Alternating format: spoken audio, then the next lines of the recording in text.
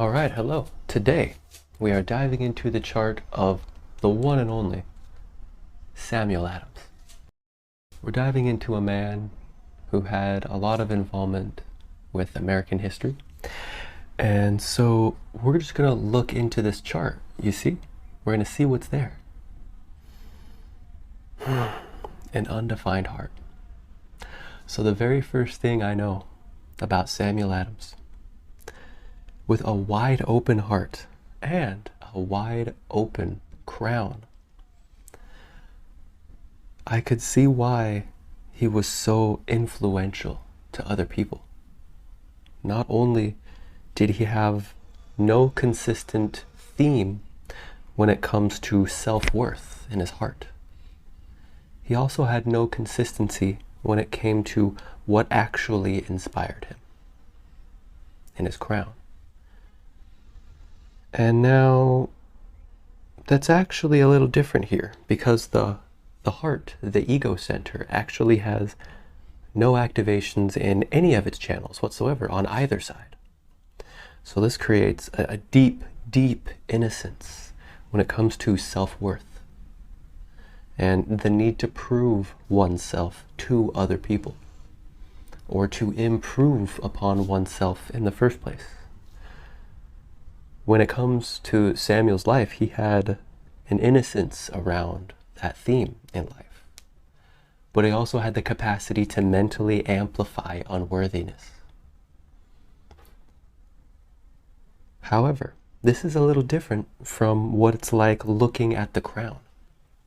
You see, in this man's crown, there is no activations. However, in 47 and 24, there are two different gates that are activated, aiming up towards inspiration. So there is an individual rationalization that's unconsciously occurring and rationalizing everything.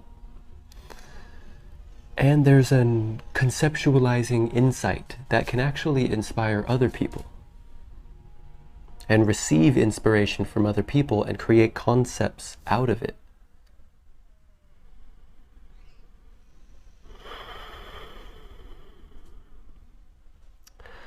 And so there's a distinct difference between that undefined heart, where it's wide open and there is absolutely nothing in activations of either side of any channel connected to that center. Whereas in there are two gates pointing up. So when it comes to what inspires him, there is a bit more consistency in that theme.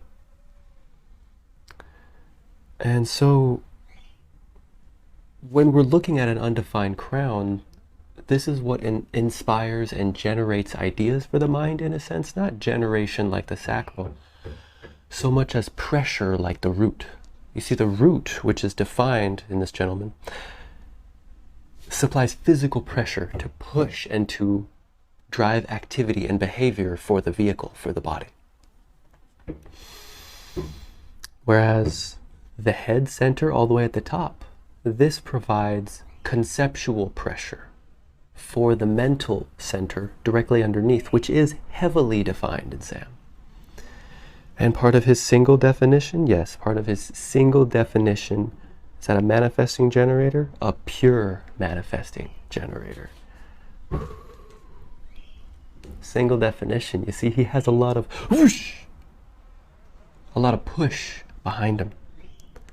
That sacral, that self, that throat, that mind, the spleen, and the root, all of those centers are connected together via a single definition structure. This gives so much activity in life and so much capacity to be very, very busy. Very busy just doing whatever it is he is doing in the moment. And in that moment, it is very, very much empowered by a sense of instinct in that 57, connecting to the power of the 34 in the sacral, generating life force. Both of those all connecting to the self, be the 15-5 and the 34-10 and the 10-57. Connecting the spleen, the sacral, and the self. The spleen, the center for existential survival awareness. The sacral, generating life force energy. and the self. This is literal behavior. What are you doing right now? That's gate 10, you know? It's consistently connected to his intuition in the 57 and his power in the 34. Not only that, but through the 1-8, through the channel of the 1-8, he has this burning need, desire, passion, an individual whoosh from a pulse that's either there or it's not. Most of the time it's not there, but when it is, that 1-8 needs to have a contribution into the community. That 1-8 needs to have a unique individual expression that can then influence others. With the 1156 connecting all of that through the throat into the mind, we have someone who thinks for themselves, who stimulates beliefs, who has peaceful ideas connected with a sense of logic and opinions that can influence others. And to top it off, his root is connected to his instincts. His root, that 58, is connected to his 18.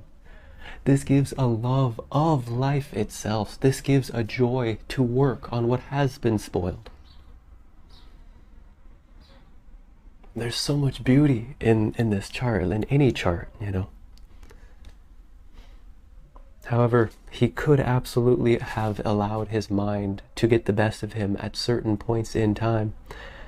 And it would have had to do with emotions and self-worth and things that don't matter to him, you know. He would get wrapped up emotionally over proving his self-worth to a woman, and he likely would place that upon a woman, most likely. My intuition would say so. And then when she would turn him down because she had a defined, perhaps ego and perhaps solar plex, very, very, very, very attractive and also repulsive to have such an electromagnetic center type connection. Where somebody has a defined emotional system and you don't, it's like, whoa, look at that. Like, I have a defined emotional system.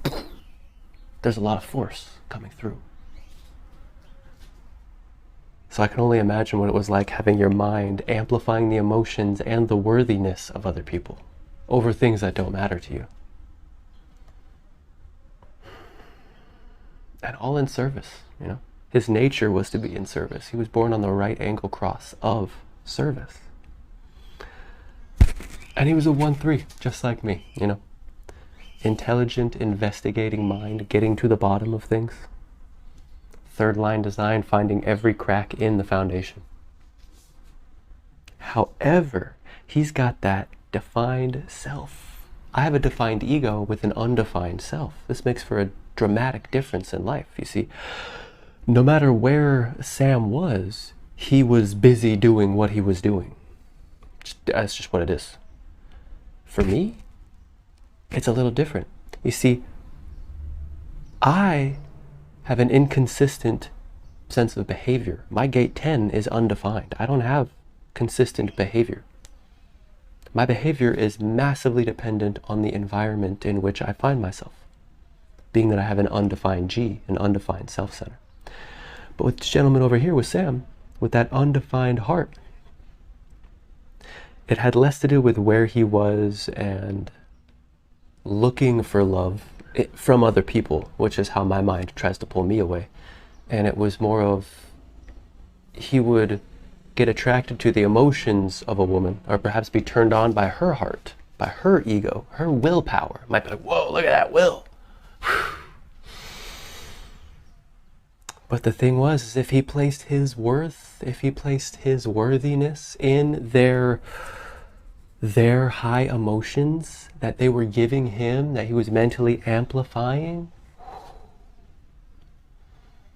you know, it's quite a story.